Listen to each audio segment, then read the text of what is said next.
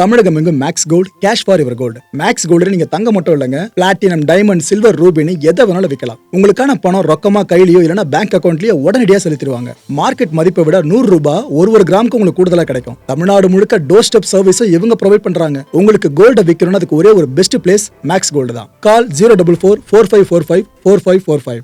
வணக்கம். Big topic with Karthik Mayakumar. இலங்கைன்னு சொன்னாலே நம்ம ஞாபகம் வர்றது என்ன? அழகான தேசம்பா, அவ்வளோ அருமையா இருக்கும். கேரளாவே ஒரு 10 கேரளா இருந்தால் எப்படி இருக்கும்? அவ்வளோ ரம்மியமா இயற்கை கொஞ்சிற மாதிரி நமக்கு அவ்வளோ தூரம் சந்தோஷமான விஷயம் தான் மைண்டில் வரும். ஆனால் அங்கே கிரைம்னு ஒன்று நடந்தால் எந்த அளவுக்கு வேர்ஸ்டாக இருக்குன்றதையும் இப்போ ஒரு விஷயம் தெரியப்படுது நம்மளுக்கு. எல்லா நாடுகளிலும் கிரைம் அதிகமாக நடக்கணும் இல்லைன்னு சொல்லலை, ஏன் நம்ம நாட்டில் நடக்காததா அவ்வளோ உச்சகட்டத்துக்கு. ஆனால் இலங்கையில் நடந்திருக்க விஷயம் தான் எனக்கு புதுசாக இருந்துச்சு மக்களே. இதை பற்றி தான் முழுக்க பார்க்க போகிற நிகழ்ச்சிகளை போகலாம்.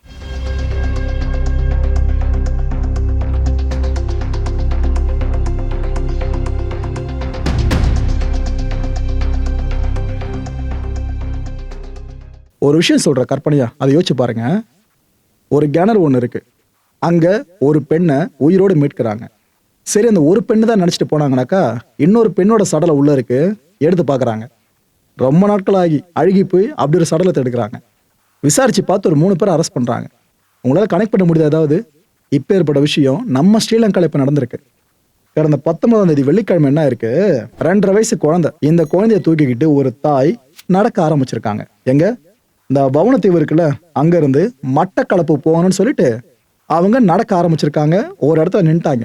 சரி, வண்டி வரும், நம்ம ஏறி போயிடுவோம் அப்படின்னு சொல்லிட்டு இந்த தாய் இதுக்கப்புறம் போய் சேர்ந்தாங்க நினைக்கிற இடத்துக்கு போக முடியல. கடந்த 20ஆம் தேதி என்ன ஆகுது, போலீசார் அந்த தாய்க்கு என்ன ஆச்சுன்னு தேட ஆரம்பிச்சிருக்காங்க. அப்போ ஒரு பாழடைஞ்ச கிணறுங்க, தெரியுதா? பாழடைஞ்ச ஒரு கிணறு. இந்த கிணறு இந்த மட்டக்களப்பு தாந்தாமலை நெல்லிக்காடு வயல் இருக்குல்ல, அங்க அமைஞ்சிருக்கிறது. இந்த கிணத்துக்குள்ள இருந்து அந்த தாயை மீட்கிறாங்க. குழந்தை என்னாச்சு ப்ரோன்னு கேட்டீங்கன்னா, நல்ல வேலைங்க, குழந்தை அந்த கிணத்துல இல்ல, அங்க வயல்வெளி இருக்குல்ல, அந்த இடத்துல குழந்தை அழுதுட்டு இருந்திருக்கா. அங்கிருந்து குழந்தைய அவங்க மீட்டு கொண்டு வந்தாங்க. இந்த போதனா மருத்துவமனை இருக்குல்ல, இங்க இந்த உயிரோடு மீட்கப்பட்ட தாயை அட்மிட் பண்ணி சிகிச்சை கொடுக்க ஆரம்பிச்சாங்க, தீவிர சிகிச்சை. ஒரு பக்கம் குழந்தைய மீட்டாச்சு, இன்னொரு பக்கம் தாயை மீட்டாச்சு, உயிரோடு இருக்காங்க. அதான் ஒரு நல்ல விஷயமே. அதே கிணத்துல இன்னொரு பெண் சடலத்தை எடுத்திருக்காங்க. முதல்ல எடுக்கப்பட்டவங்க உயிரோடு எடுத்துட்டாங்க, இவங்கள இறந்த நிலையில எடுத்திருக்காங்க. 46 வயசு மதிக்கத்தக்க ஒரு பெண் பிரேதம் தான் அங்க கண்டெடுக்கப்பட்டிருக்கு.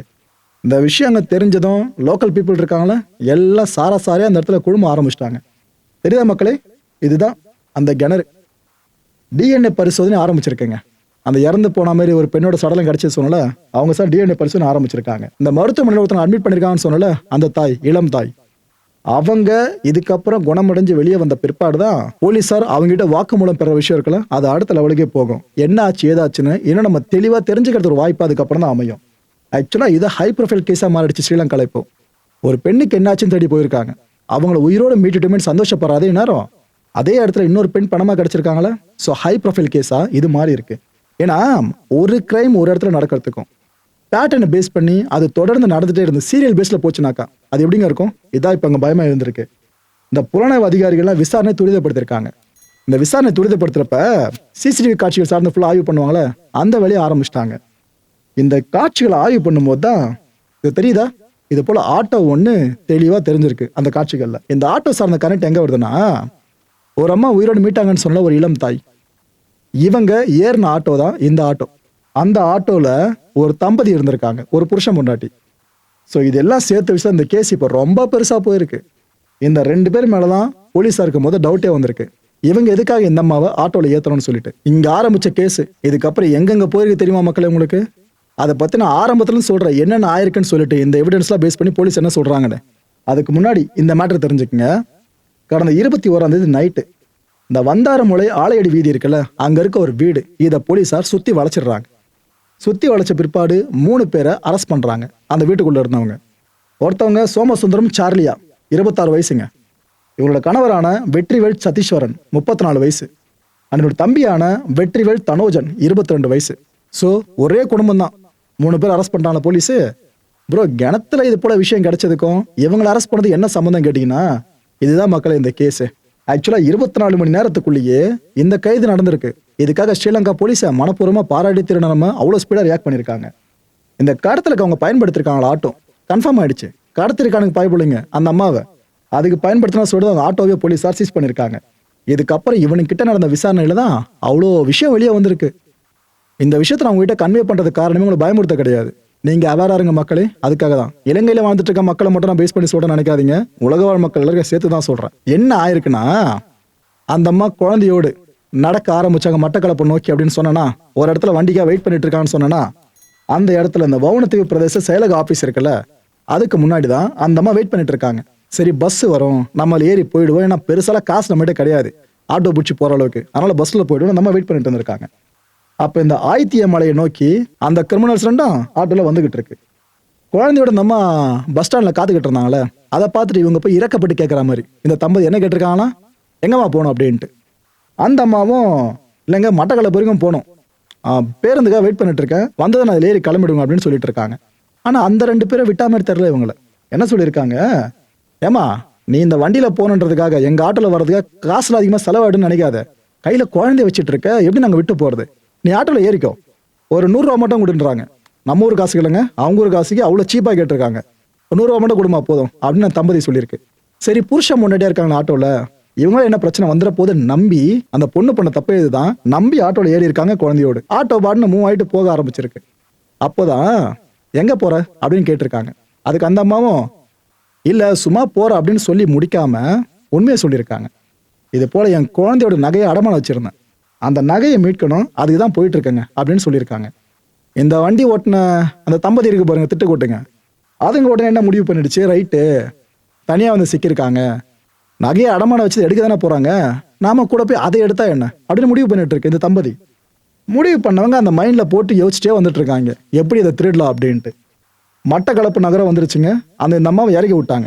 இறக்கி விட்டு என்ன சொல்லியிருக்காங்க, ஏமா நீ கோல்டு எடுக்க போறேன்னு சொல்ற, கோல்டு விற்கிற வேலைக்கு எவனா வந்து ஆட்டையை போட்டு போயிட்டு என்ன பண்றது, நாங்கள் உன்னை ஃபாலோ பண்ணி பின்னாடியே வரோமா, நீ முன்னாடி போ, நீ கடைக்கு போயிட்டு அடமானம் வச்ச நகை எடுத்துட்டு அதுக்கப்புறம் நான் கிளம்புறேன்னு சொல்லியிருக்காங்க. அந்த அம்மா நம்பியிருக்காங்க இதையும், சரி நம்ம மேலே எவ்வளோ பாசம் காட்டுறாங்க அப்படின்ட்டு அந்த அம்மா நம்பியிருக்காங்க. சரின்ட்டு அந்த அடக்க கடை இருக்கு பார்த்தீங்களா, அது வரைக்கும் போயிட்டாங்க. போயிட்டு நகையை மூட்டாச்சு. இதுக்கப்புறம் திரும்ப அவங்க வவுனத்துக்கு போகணும்ல வீட்டுக்கு, இதுக்காக என்ன பண்ணாலும் அவங்க திரும்ப வந்துட்டு இருக்கும் போது இந்த தம்பதி வந்து திரும்ப பேசுறாங்க அவங்க கிட்ட, ஏமா ஒன்றும் கவலைப்படாத, நீ வரும்போதே குழந்தைய வச்சிருக்கிறத நாங்கள் பரிதாபப்பட்டு உன்னை கூட்டு வந்தோம், இப்போ கையில் கோல்டு வேற இருக்கு, இதை நீ கொண்டு போறப்ப எதனா ஆயிடுச்சுன்னா அதனால இந்த வண்டியில திரும்ப ஏறு ஆட்டோல, நாங்களே கொண்டு போய் வீட்டில் விட்டுறோம் அப்படின்னு அவங்க சொல்லியிருக்காங்க.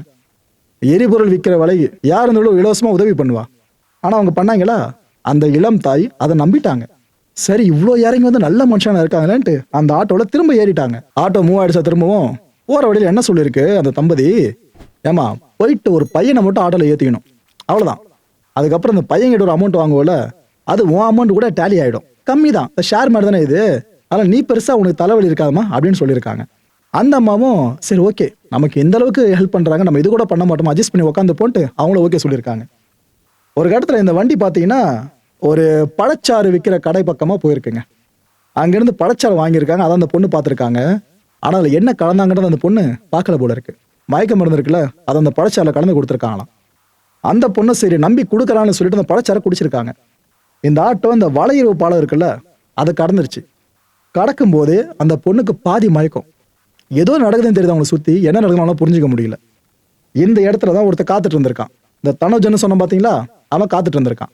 இவன் வந்து அந்த பொண்ணு முடிப்போட்டு இருக்கிறத பார்த்துட்டு என்ன மயக்கம் போடலன்ற மாதிரி அதிர்ச்சியோடவே என்னைய கொஞ்சம் தூரம் இறக்கி விட்டுற முடியுமா அப்படின்னு கேட்டிருக்கான். இவங்க போல டிராமா மாதிரியே சரின்ட்டு அவங்களும் அந்த வண்டியில ஒன்று ஏற்றிட்டு இருக்காங்க. இவன் ஏறி வண்டி கொஞ்ச தூரம் போயிருக்கா, அவ்வளோதான்.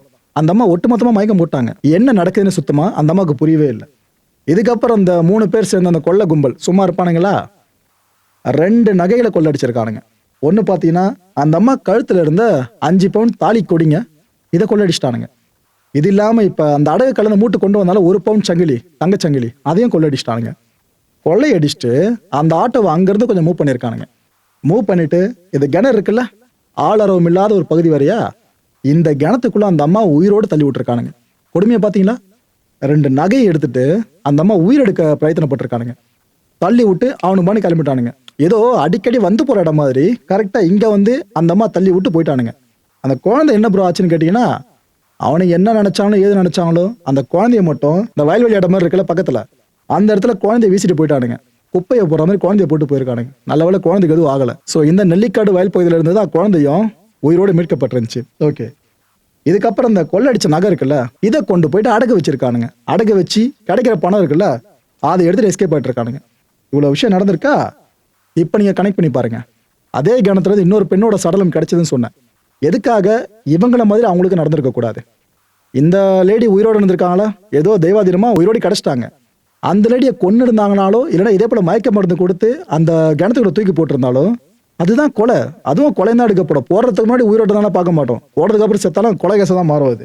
ஸோ போலீஸார் இதை பற்றி இப்போ விசாரிக்க ஆரம்பிச்சிட்டாங்க. ஃபுல்லாக 7 தனிப்படைகள் அமைச்சிருக்காங்க இந்த இஷ்யூ பற்றி ஃபுல்லாக விசாரிக்கிறதுக்காக. இந்த மிஸ்ஸிங் கம்ப்ளைண்ட்ஸ்லாம் பதிவாகிருக்குல்ல அந்த ஏரியா சார்ந்து, அதை ஃபுல்லாக தூசு தட்டி எடுக்க ஆரம்பிச்சிட்டாங்க. இந்த 3 பேர் சேர்ந்து இதே போல வேலையா பண்ணிட்டு இருந்திருக்கானுங்களா? இது போல எத்தனை கிணறுகள் பக்கத்துல இருக்கு ஃபுல்லா பாருங்க. மிஸ்ஸிங் கம்ப்ளைண்ட்ஸ்ல பெண்கள் குறிப்பா இருக்காங்களா, குழந்தைங்க குறிப்பா இருக்காங்களா, அதை முதல்ல எடுங்கன்ட்டு இந்த விவகாரத்தை ஃபுல்லா அவங்க எடுத்து விசாரிக்க ஆரம்பிச்சிருக்காங்க. இன்னும் எத்தனை சடலங்கள் கிடைக்குமோன்ற பயம் தான் இப்ப பல பேர் ஆட்கொண்டிருக்கு. மக்களை இந்த கான்டென்ட் பொறுத்தவரைக்கும் நாமெல்லாம் சிந்திக்க வேண்டிய முக்கியமான விஷயங்கள், முதன்மையான விஷயம், எல்லாரையும் அப்பட்டமா நம்பிடாதீங்க மக்களே. ஹெல்ப் பண்ற மாதிரி தெரியும், அதுக்கு ஒரு பவுண்டரி இருக்கும். அதையும் தாண்டி நீங்க நிறைய பண்ற நம்ம அப்பா அம்மா மாதிரி பண்றாங்கன்னு நினைச்சிட்டீங்கன்னா, அப்பா அம்மா ஒருத்தவங்க தான் இருக்க முடியும். அதெல்லாம் மைண்டில் வச்சுங்க. வர்றவங்களாம் அப்படி ஆகிட முடியாது. ரெண்டாவது சிந்திக்க வேண்டிய விஷயம், நீங்கள் நகையை அணிஞ்சிக்கிட்டு போகணுன்னு விருப்பப்படுறீங்க அப்படின்னா, அணிஞ்சிட்டு போகிறது ரிஸ்க் தான் அந்த காலகட்டத்தில். அதையும் தாண்டி நான் அணிஞ்சிட்டு போகணுன்னு விருப்பப்படுறீங்கன்னா கூட கொஞ்சம் வளர்ந்த துணை இல்லாமலாம் நகையை அணிஞ்சிட்டு போகாதீங்க, ரிஸ்க் தான். மூணாவது சிந்திக்க வேண்டிய விஷயம், மற்றவங்ககிட்ட ஈஸியாக அதை ஷேர் பண்ணிடுறீங்களே, அதை தயவு செஞ்சு பண்ணாதீங்க. இப்போ யாரோ வந்து உங்களுக்கு ஹெல்ப் பண்ணுறாங்கன்ற ஒரே காரணத்துக்காக ஸ்ட்ரேஞ்சர்ஸாக இருந்தாலும் நீங்கள் எல்லாத்தையும் சொல்லிடுறீங்க. பேங்க்கில் காசு எடுக்க போனால் காசு எடுக்க போகிறேன்னு சொல்கிறது, நகையை வச்ச நகையை மூட்டை போகிறேன்னாக்கா அதையும் சொல்லிடுறது. இது உங்களோட இன்னசென்ட்டை காட்டும். நான் இல்லைன்னு சொல்லலை, ஆனால் என்ன பிரயோஜனம்? அதனால வர்றவங்க தான் பிரயோஜனம்.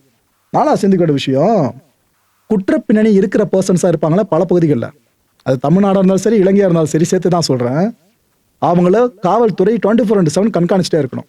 ஏன்னா ஒன்ஸ் ருசி கண்டவனுங்க அவ்வளோ சீக்கிரம் அடங்க மாட்டாங்க. 1-2 பேர் திருந்துவாங்க, மற்றவங்களாம் வச்சு பாருங்க.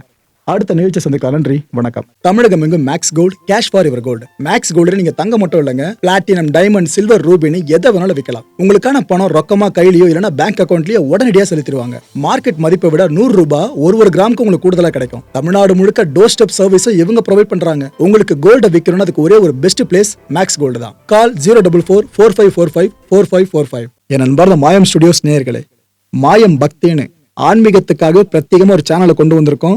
மறக்காம சப்ஸ்கிரைப் பண்ணி அந்த சேனலுக்கு உங்களோட ஆதரவை மனப்பூர்வமா தெரிவிங்க. வணக்கம் மாயம் ஸ்டுடியோஸ் நண்பர்களே. மாயம் ட்ரெண்ட்ஸ் அப்படின்ற ஒரு புதிய ஃபேஸ்புக் பேஜை ஓப்பன் பண்ணியிருக்கோம்.